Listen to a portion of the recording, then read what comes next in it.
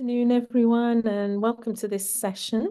The name is How to Achieve True Continuous Availability for Your Applications on IBM Z or Z, depending on where you're from. And we're very lucky to have Steve Wall of IBM France to talk through this subject today. Just a few things before I hand over. Please remember to do your feedback. This session is AK. There are 3 different ways you can do it. Go to your bring your own agenda, do it from there. There's a QR code you can use at the end of this, and which I think Steve will show you in a moment, or when he gets to there, or you can go to the agenda and do it from there. So Steve has said, as we've only got a small number of people, well, in fact, we've got 7, that please feel free to unmute yourself. So I guess put your hand up first would be nice, so he knows you're going to talk, and make it more interactive. Also, please put any questions that if you don't want to actually speak, put them into the chat, and I will pass them to Steve. So with no more ado, I'll hand over to Steve. Thank you, Steve. Okay, so good afternoon, everybody. My name is Steve Wall. I work as part of the GDPS Continuous Availability team based in Montpellier, France. And this afternoon, I'm going to tell you a bit about GDPS Continuous Availability and how it can help with your business continuity requirements. So, yeah, we're not too many. So if you have questions, by all means, unmute yourselves and ask the question, and we'll see how it goes. Okay, so let me start the presentation. Here we go. Yeah. So hopefully you can all see that not very good picture of me. So yes, how to achieve true continuous availability for your applications on IBM Z. Let's make a start. So kind of the starting point for this presentation is you have a business requirement, okay? You have an online workload. So GDPS continuous availability is all about transactional style workloads rather than batch style workloads. And that online workload is critical to your business. You have 2 sites. You have your active site, okay, and you have a standby site somewhere. It might be in the building next door to your active site, or it might be hundreds of miles away from your active site, okay? And you need to be able to demonstrate that in the case of both planned and unplanned outages of your business critical online application, that you can do that seamlessly and quickly hopefully in a matter of seconds, okay? And GDPS continuous availability can do that for you. Now, usually when people think about GDPS and GDPS continuous availability, they think in terms of high availability and disaster recovery, okay? And yes, we are there in the case of, disaster type situations. But it's worth saying at the beginning that probably most of your outages are going to be planned outages. And this is where we think that GDPS CA actually adds even more value, because it allows you to seamlessly switch between your 2 sites in a planned way and with a minimum of downtime. Okay. Just put your hand up if you can't hear me, or if I'm going too fast or too slowly. Feel free to jump in and say something.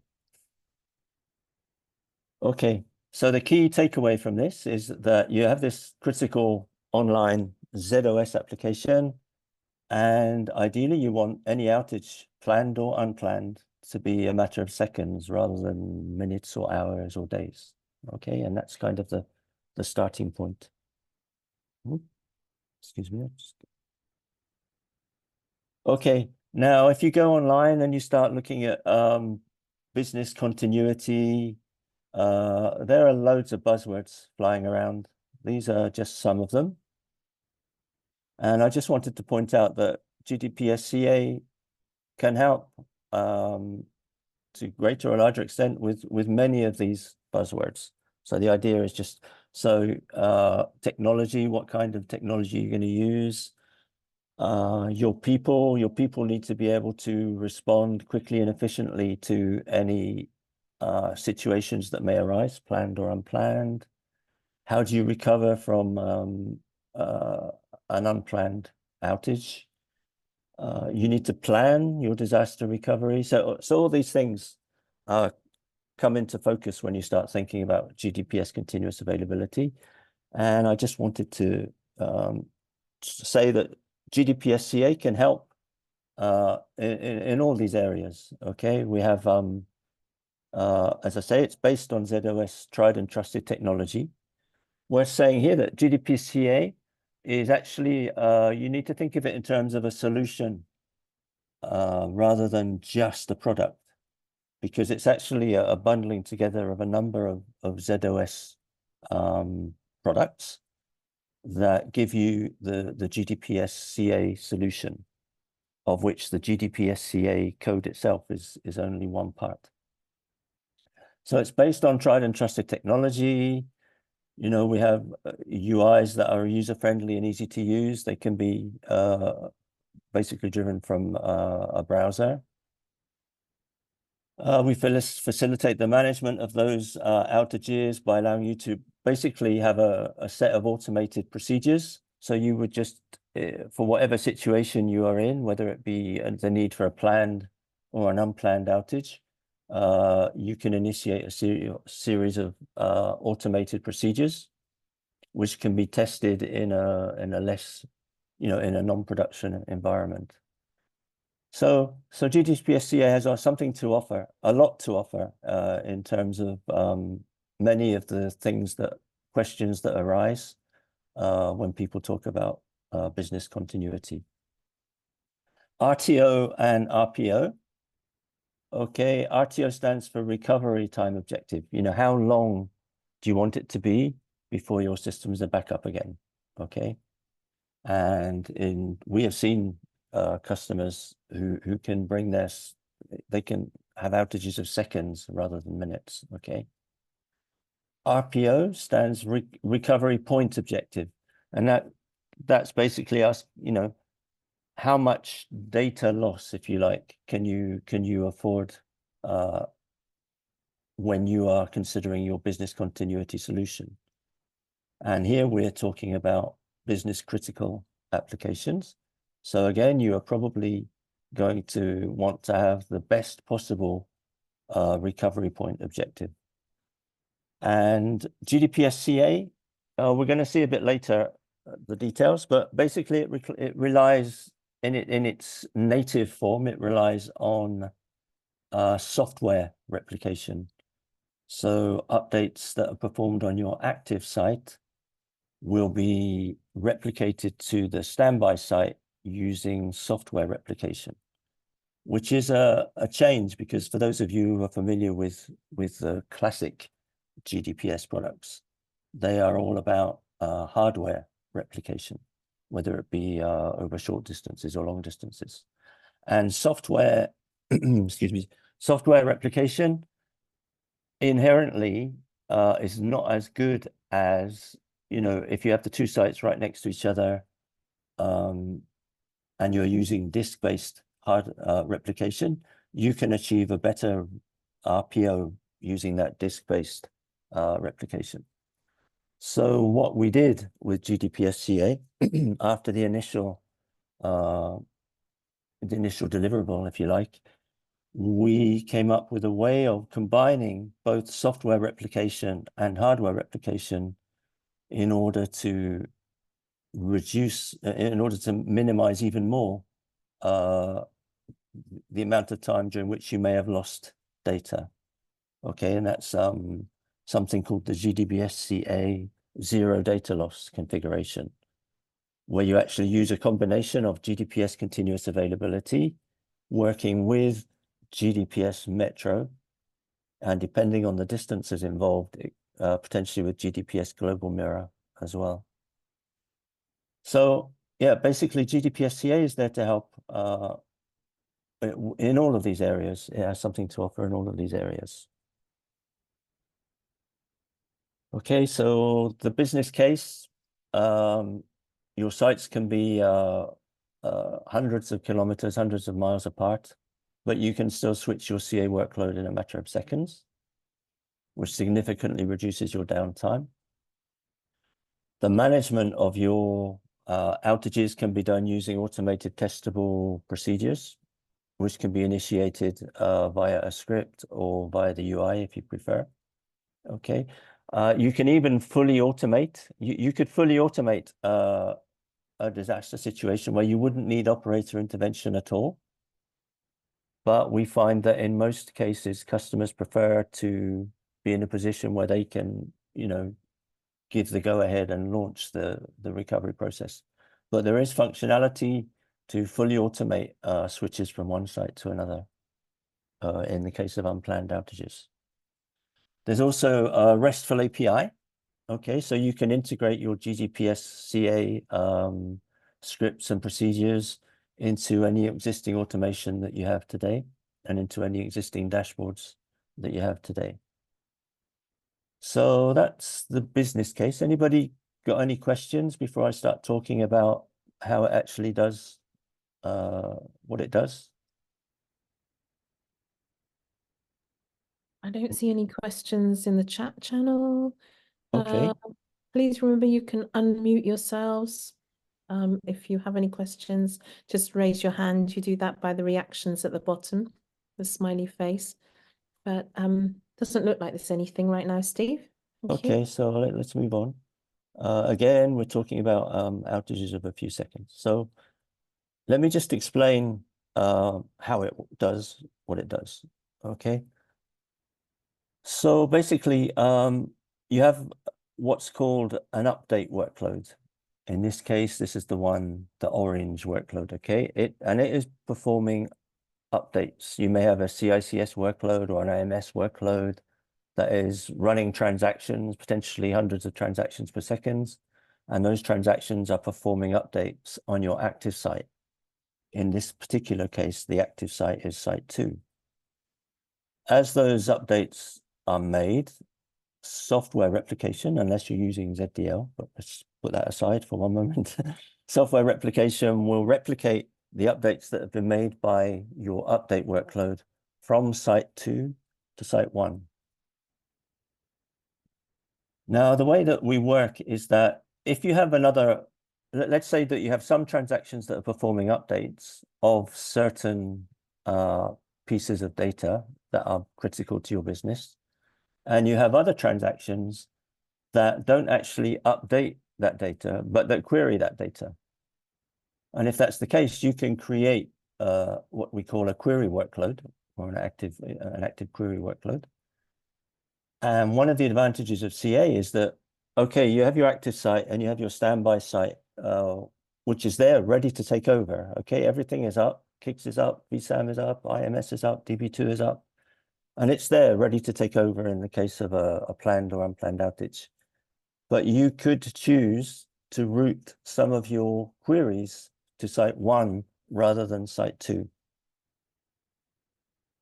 Now, that routing decision can be based on policy, and it can be based on the latency of the updates that are being made, replicated from site 2 to site 1. By latency, what I mean is, okay, you make an update, workload U makes an update to a DB2 table, DB2 column. Okay, that update is going to be picked up, registered, logged, sent across the network using MQ for DB2. If we're talking about DB2, it will be using MQ to transfer the message, or transfer the update from site 2 to site 1. Then the apply engine running in site 1 will take that update and will perform it so that the data on site 1 remains consistent with the data on site 2. Now, there's a certain amount of time that's going to be taken to do that, and that's what we mean by latency, replication latency. How long does it take for the update which is made on site 2 by workload U to be solidified on site 1? And that's what we call the replication latency. It's usually a matter of milliseconds. We measure it in milliseconds, and it can be seconds, let's say, depending on how far the sites are apart, depending on whether you're using ZDL or not. But you have a certain latency value which is acceptable as far as your query transactions are concerned. Okay, let's say that let's move on. I'm going to go over that in a bit more detail. Okay, so taking that a bit further, okay, we have our update workload running on site 2, performing updates. Those updates are replicated to site 1. And at the moment, the latency is about 2 seconds. Now, that 2 seconds is less than what policy has defined as being the maximum acceptable latency. Let's say it's 5 seconds or 3 seconds, the maximum acceptable latency. Okay. And the policy definitions in the CA solution say that as long as the latency is only at 2 seconds, then we will skew incoming query transactions to site 1. So most of the incoming query transactions will go to site 1, and some of them will go to site 2 where the update workload is running. And that will continue to be the case for as long as the latency remains below the specified threshold. Okay, I'm hoping everybody is with me here. There's a lot of stuff going on. Please raise your hands or anything if you are getting lost. Let's say that for one reason or another, that same queue has gone down, or a channel is broken, and the latency starts to creep up. And what will happen in that situation is that if the latency exceeds the maximum threshold that's been specified in the policy, then CA, the solution, will start routing those query transactions to site 2, because there's no latency issue on site 2, because they're running in the same system that the updates are being made. And all this can be done autonomically without operator intervention, based on the policy decisions that have been made when you're configuring your GDP CA solution.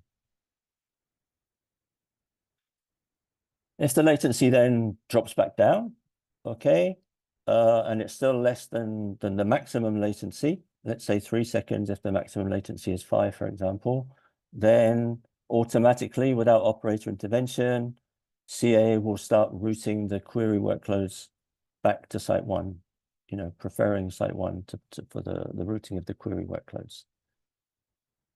So that's basically how so you have to keep in mind the concept of an update workload, which will only execute on one of the sites and where the updates will be performed. But you have the ability to manage your query workloads by diverting some of those or all of those query transactions to the alternate site to take advantage of the capacity that you've got on your alternate site. Okay. So everything was going fine, and then there was some kind of unplanned event. Okay, here we're talking about an unplanned event rather than a planned event. As I was saying earlier, usually in most cases, you'll be looking at a planned event, but here we're looking at an unplanned event. So for whatever reason, site 2 has gone down. Okay. No more incoming transactions can be routed to site 2. It's gone down.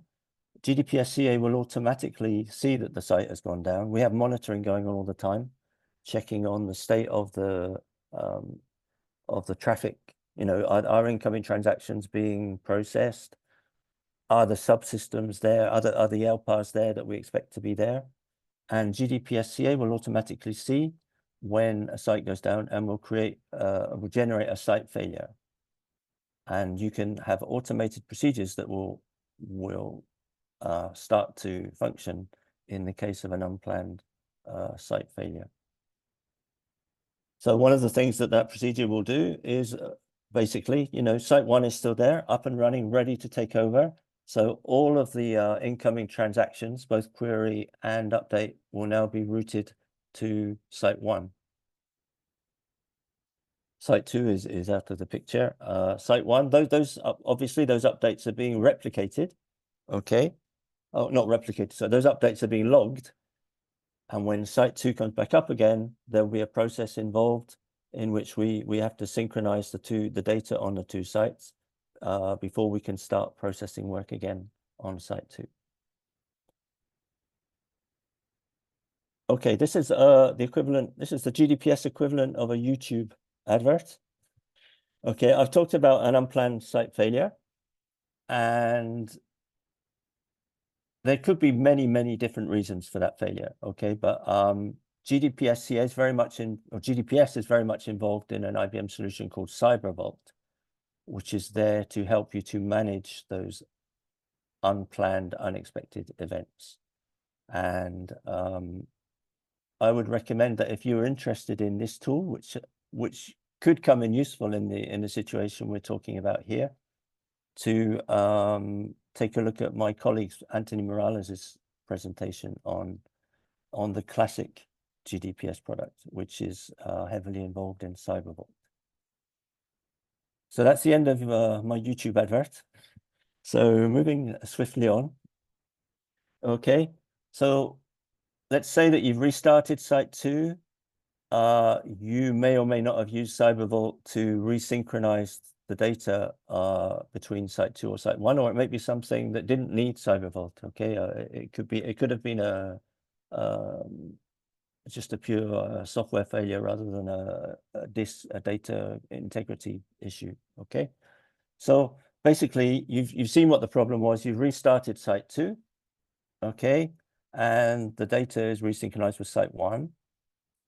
It's now safe to start replicating any updates that were made while site two was down on site one. So software replication or hardware replication may be involved in making sure that the data on the two sites is in sync again. Once the data is in sync on the two sites, then you can restart your listeners. Okay, the incoming transactions are basically going to be handled by listeners, whether it be TCP/IP or MQ, Telnet, web services. It could be any of those. We'll come to that a bit later. But once everything is okay on site two, you can restart the listeners, and you could just restart routing your query transactions to site two, or you may decide to do a planned switch and switch both your switch your update workload back to site two, because that is your preferred site. Okay, and that would be a policy decision for you and your business to decide, but either are possible. Okay, before I move on, has anyone got any questions about all that? There's quite a lot going on there. Is everyone happy? Nothing in the chat, Steve. Okay, so that's all quite high level. I haven't talked about, what exactly is a workload, how do you define your workload, et cetera, et cetera. So that's all coming in the next few minutes. I talked about it being a solution rather than just a product. Okay, there is a GDPS CA product. Okay, but it works in conjunction with a number of other tried and trusted ZOS products. It's this parallel sysplex technology is an integral part. Okay, because we're doing software replication rather than hardware replication, then you would be using IBM InfoSphere to replicate DB2 or IMS or vSAN. Those are the currently supported data replication types that we support today. But the architecture would allow for other kinds of data replication to be handled. One of the things I should say is that virtually every customer that's come along and said we want to use GDPS has had something that we as a development team needed to provide in order for them to be able to do it. And that's very much an important part of the GDPSCA, the way that GDPSCA works with new customers. Basically, the way it works is that we have a team of architects that would work with the customer to identify what exactly they need, what is their requirement, whether we meet those requirements as the product is today, or whether we need to make improvements or changes to the product for it to work for that particular customer. So one thing to bear in mind when you look at CA is, even if you don't see an immediate kind of working out of the box fix, you should bear in mind that the way that CA works is that we are very open and very flexible about implementing things that customers want in order to be able to do CA that aren't there today. That's just something to bear in mind as we go through. So yes, there's a lot of monitoring going on under the covers in order to be able to detect what's the replication latency, are the workloads all running okay, is the site okay? And for that, we rely on largely on IBM Z system automation. Okay, so you would need to have IBM Z system automation in your shop.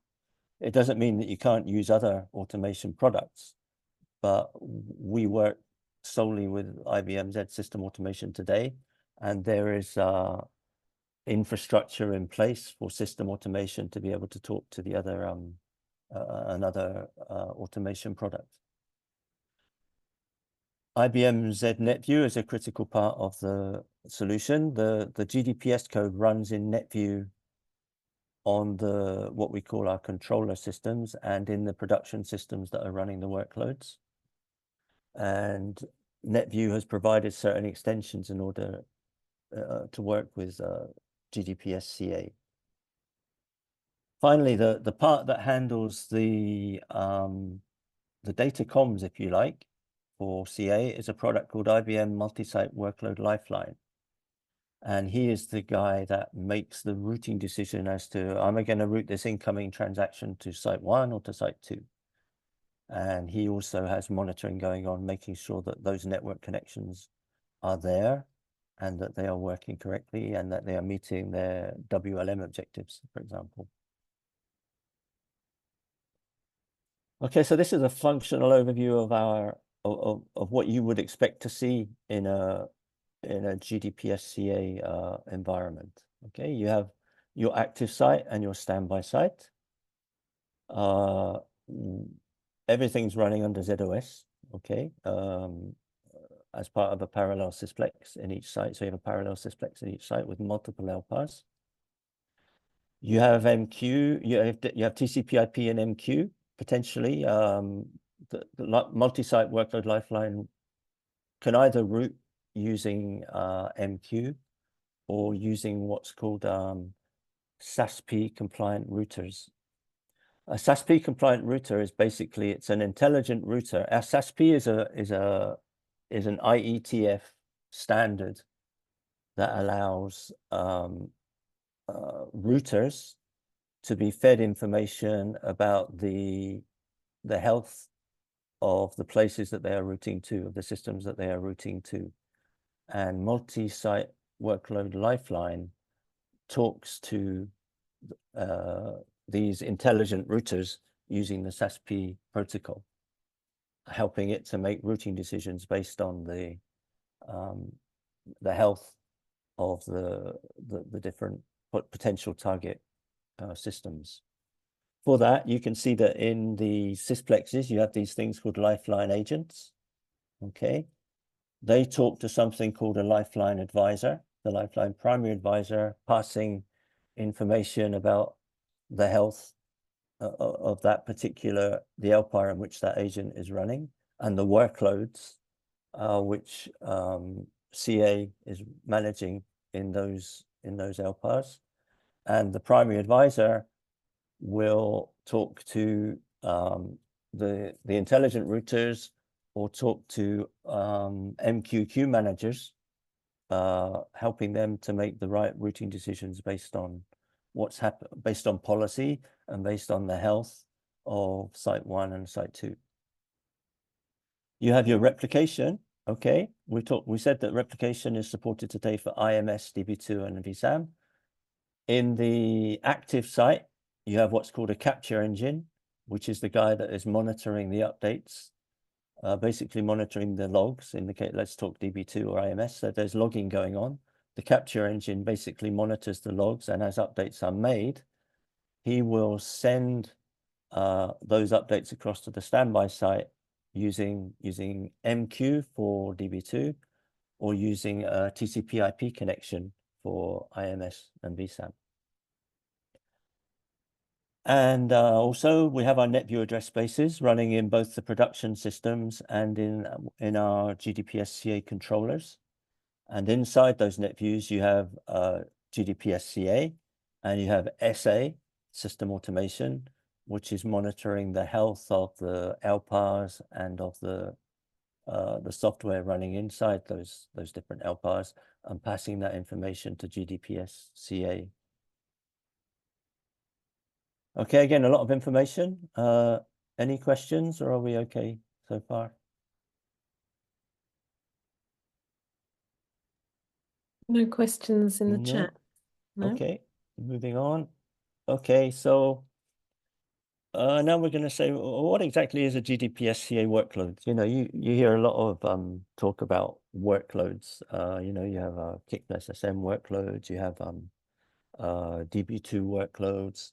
Well, in the context, now we're going to look at what a workload means in the context of GDPS-CA.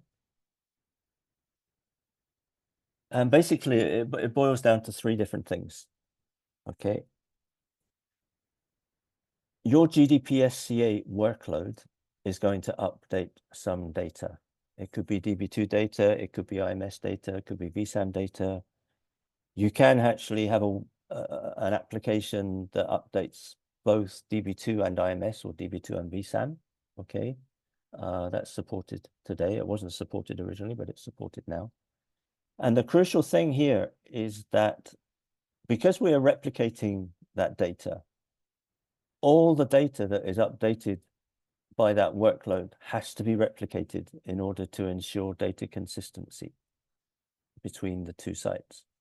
So there are 2 things to think about here. That all the data that is updated by that workload has to be replicated, and none of that data should be updated by anything outside the scope of that workload.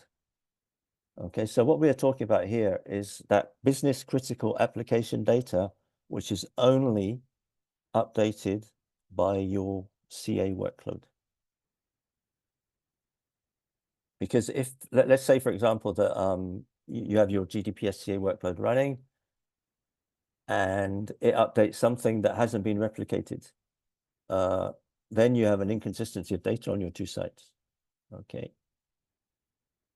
Also, if you have some job that's updating the data that isn't part of the GDPS monitoring environment, that also can cause data consistency issues. So those are the 2 critical things as far as the data in your workload has to be only updated by that CA workload.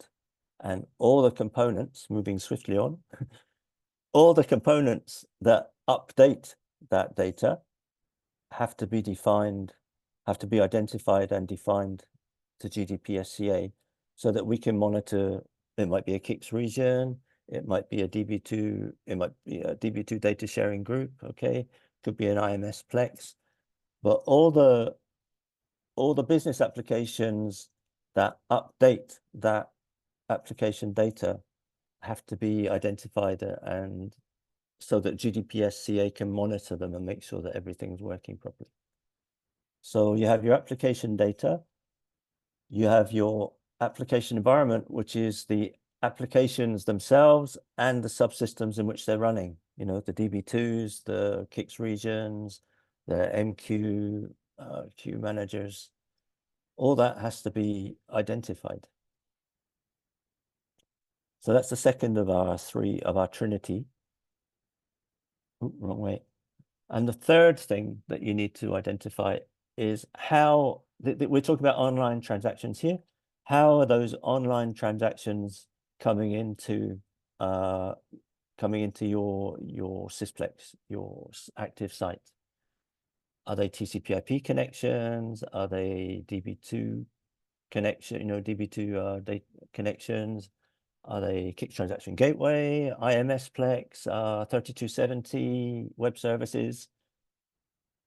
The idea here again is that you have to identify all the ways that those business transactions can be invoked over the network, so that again GDPR/CA can monitor those connections and make sure they're there and working properly.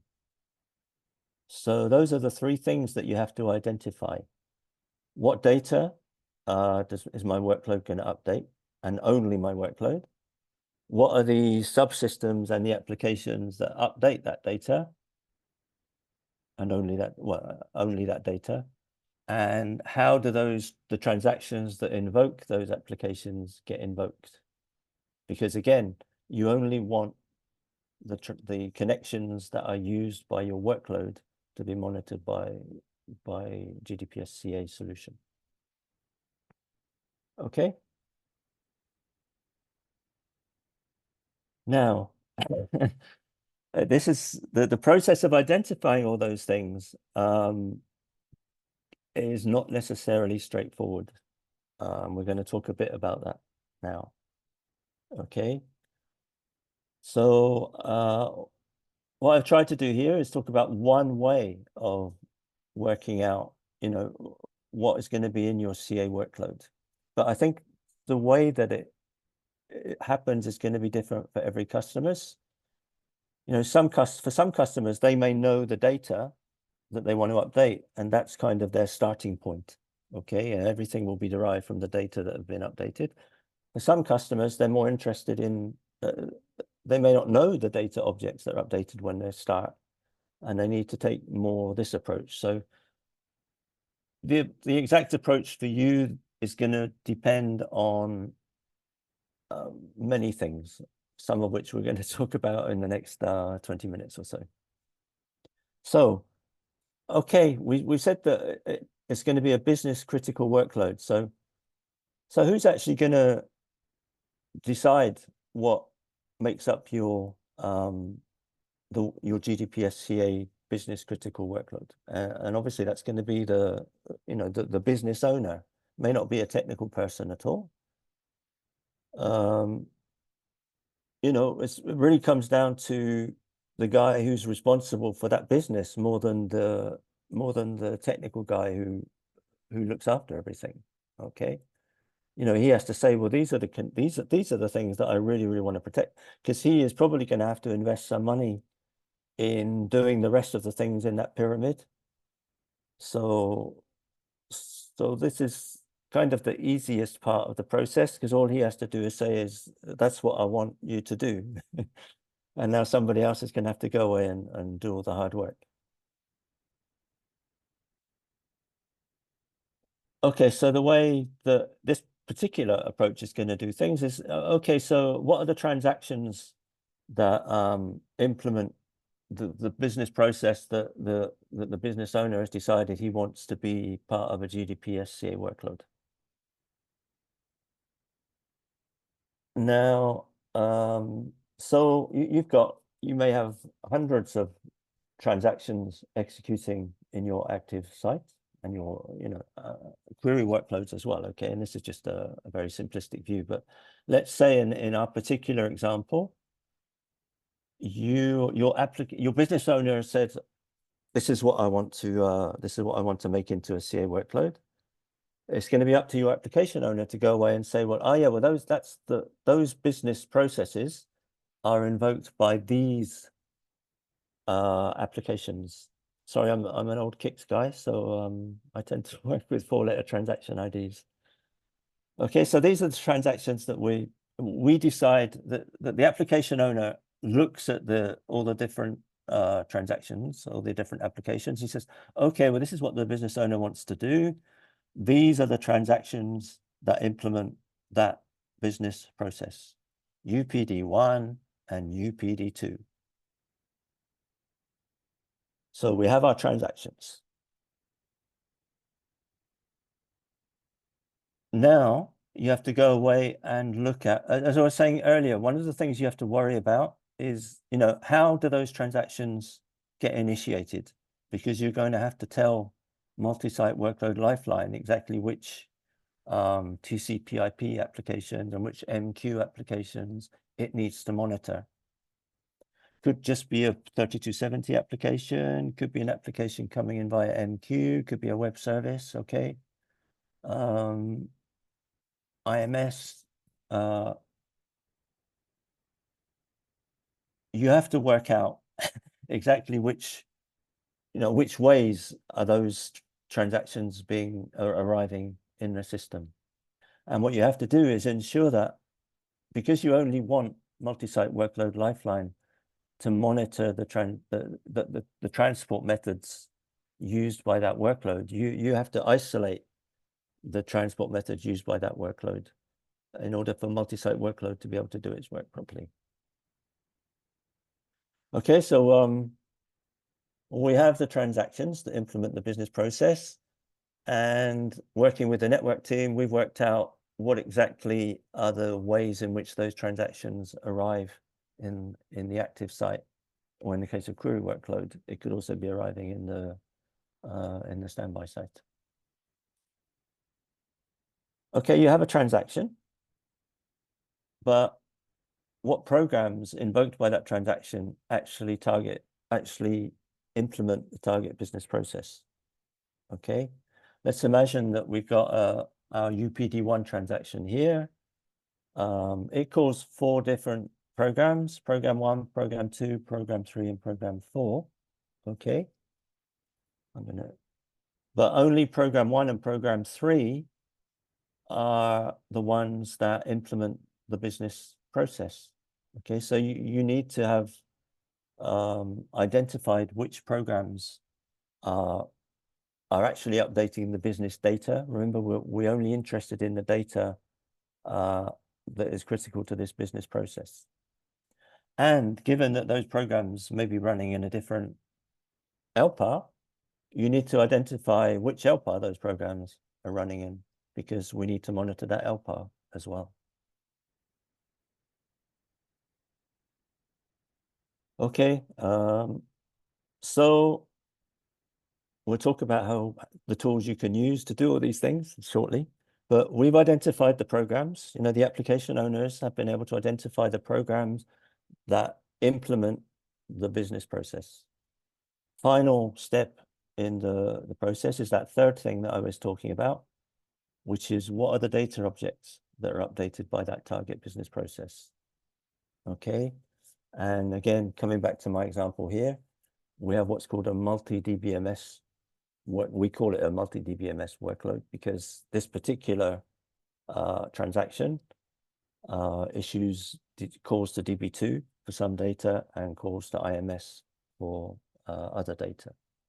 Okay, so that's going to be largely down to your database administrators to use the tools that are around today to work out what is the data that is owned by your business process that you're planning to implement as a workload.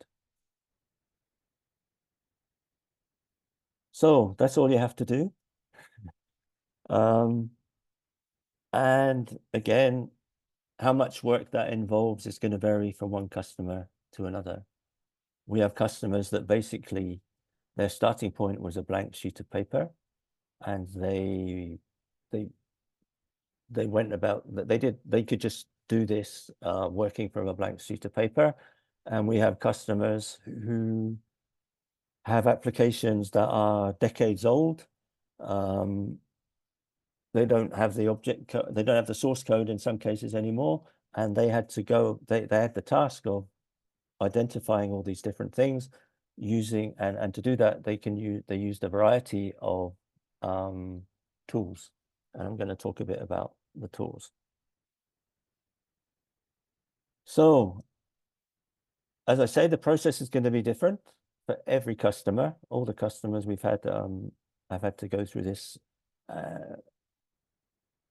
and they have a different, what is the in-house documentation? What artifacts do you have describing how your target applications and your target programs and transactions work? Okay, hopefully you have some. Hopefully the developers are still around that did implemented those applications. If they're not, then there are analysis tools available, both offline and online. I'm going to talk a little bit about them in the 14 minutes that remain. Okay, so yeah, what do you have in the way of design documentation? Do you have manuals that describe how those applications work? Do you have, obviously you have the object code. Do you have the source code that was used for that business process? Do you have subject matter experts? Notice subject matter experts are in red because they are the gold standard, I would say, for doing this piece of work. Okay, so there are various offline tools that you can use, depending on the applications that are involved, MQ, DB2, IMS, CICS. You can use those tools to work out program call hierarchies, linkages between programs. For DB2, you can work out which programs are updating packages and data that is update the data that you're interested in. For IMS, which databases are updated by programs that make up the process. And there are offline tools that can help you to do that. Okay, and there are statistics, database relationships, etc. Examples of offline tools. Okay, again, my Kix hat, Kix interdependency analyzer, Kix PA. Okay, most of the subsystems all have their own ZOS SMF records to help you work out what's going on. There's an IBM tool called ADDI, Application Discovery and Delivery Intelligence, which I know has been used in some cases to help do this piece of work for customers that had trouble being able to identify exactly what was going to be needed. And I've added What's the Next Code Assistant for Z, which has kind of arrived since I wrote the presentation, but I was looking at it earlier, and I suspect that What's the Next Code Assistant for Z is going to be a very useful tool in this area as well.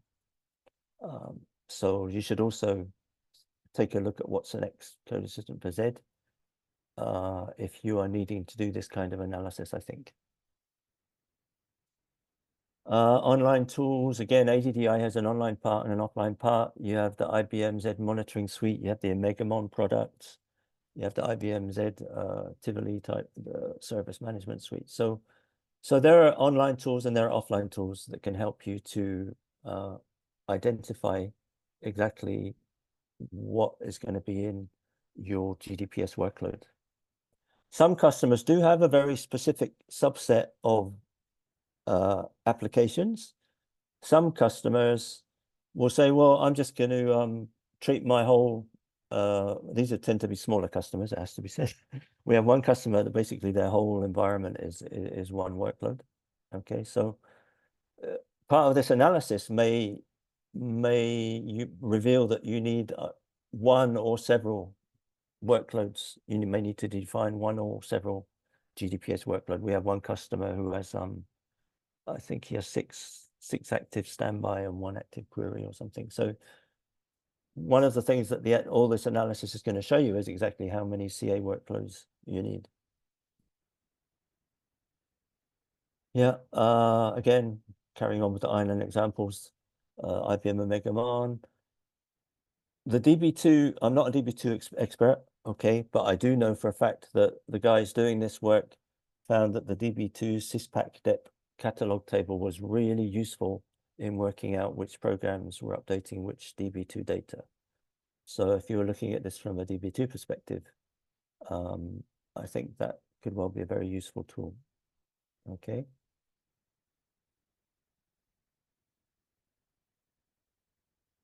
This is kind of more of the same, really, but yeah. So the methodology in this case is that the business owner identifies the target process, log on, execute transaction, log off. Okay. The application owners, the network owners, the database administrators then go away and look at their in-house documentation. They can use that online transaction analysis. They also need to think about, let's say that you have an online transaction that comes in, and maybe that online transaction is going to start an offline transaction to do part of the work. So you also need to keep an eye out for offline transactions that are started by the online transactions, which may not be immediately evident at first glance. But bottom line is that you should come out of this analysis with the list of the transactions for the workload. Okay, second part. Yeah, we need to identify how that work is coming in. Again, in-house documentations, offline transaction analysis, SMF, ZOS network monitoring to work out, exactly how those transactions are being started. And that gives you not only the methods used, but you need to think about which LPARs are used, which address spaces, IP addresses, ports, protocols, what DB2s, is it one DB2 for all of your workloads, or is each workload using its own DB2? These are the kind of things that you need to be extracting from this analysis. Again, the same thing, but you need that list of programs that update the target data. And as I say, for DB2, the package statistics is really useful. And Kix PA, I think, is going to be very useful for the Kix guys. I know less about IMS, I'm afraid. So I can't talk so much about the IMS. And finally, like I said at the start of this little part of the presentation, you have to identify exactly what data is going to be encapsulated, because this is a case of encapsulation. You need to encapsulate that data so that it is only ever updated by your workload, your online transaction workload. Okay.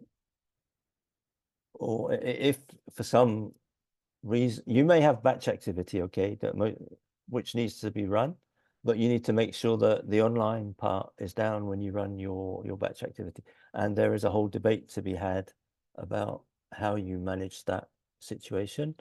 But obviously, the CA architecture needs to bear in mind the fact that there may be batch work that needs to be done at some point. Okay. But again, the critical thing here is that your CA workload, you should have been able to identify exactly which data objects are updated by that workload.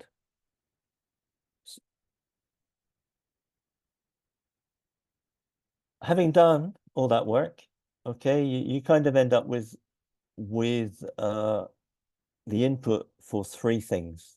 Okay. As I said, the data, what data objects are going to be updated? And that's going to be input to your InfoSphere software replication. And if you happen to be using ZDL, then it will zero data loss. Then you may need to bear that in mind in your GDPS Metro or GDPS GM configuration. Okay, all those programs, those subsystems, those MQs, and where they're running, they will be input to your system automation, your SA automation policy, so that GDPS CA can monitor the health of those LPARs and those address spaces and those applications. And that list of IP addresses, queues, Apple IDs, web services will be input to your multi-site workload lifeline configuration. Okay, final thoughts. As I've said, how difficult the task of defining your workload is going to be is going to depend on complexity, the kind of data. Is it just one data type, or is it maybe DB2 and IMS? How much you know about your target workload. Key factors are the more you know about the workload before you start, obviously, is the better.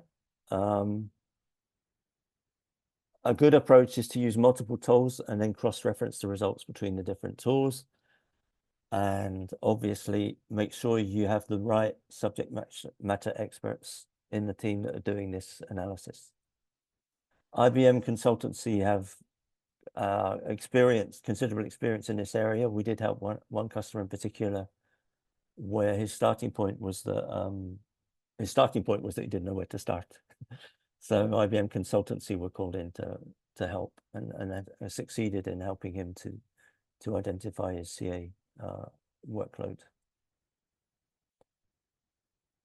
Again, just to summarize the business case, your active and standby sites can be hundreds of kilometers apart.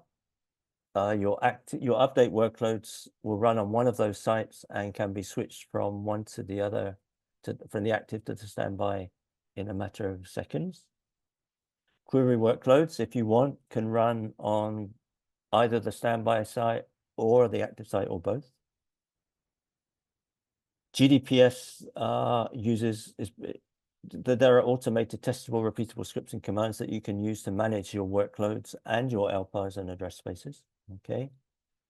And we provide a RESTful API so that you can integrate your GDPS CA workload management into your existing automation tools and dashboards. And any outage of the workload, and once you've done all the work that I just talked about, will be a matter of seconds.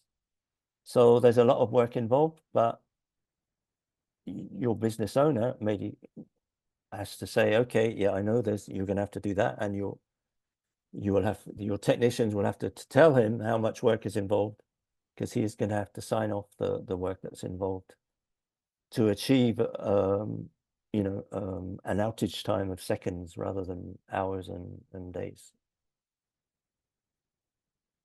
Okay, we have 2 minutes left. If there are any questions.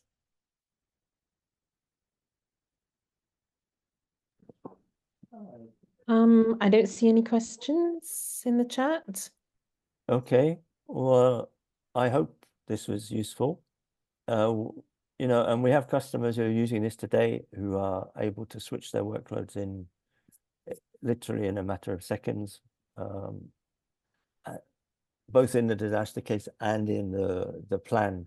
But bear in mind that they use it mostly, the planned is the most common scenario, and probably the most it's always there for the disaster recovery, but it is there to add a lot of value in the case where you maybe have an application that needs to be upgraded, and you can do the switch in a matter of seconds, upgrade, and then switch back with a minimum of downtime for your end user. Okay, so I hope you found this useful. Please fill out the session feedback using the QR code or one of the other methods available. And thank you very much for your time. Yeah, and thank you, Steve. That was very interesting. As Steve said, please fill out the feedback as it's really useful for us. And enjoy the rest of the conference. Thank you, Steve. Okay, thank you.